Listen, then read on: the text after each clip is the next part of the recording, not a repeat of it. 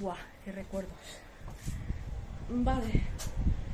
Pues yo pensaba que esta era más alta. No me acordaba ya. A ver, sonidos. ¿Esta cómo se llama? ¿Se sabe?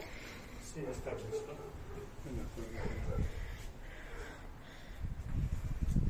Mi memoria se llama Elena. Ah, vale, pues...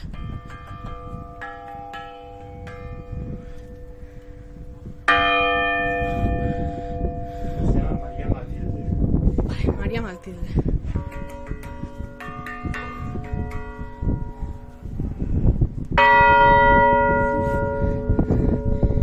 Y esta, bueno, esta gustará, ¿no?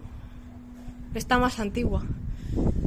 Sí, es la más antigua y no...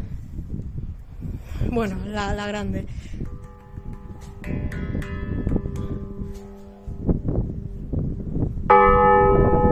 Esta suena muy bien, es mi favorita.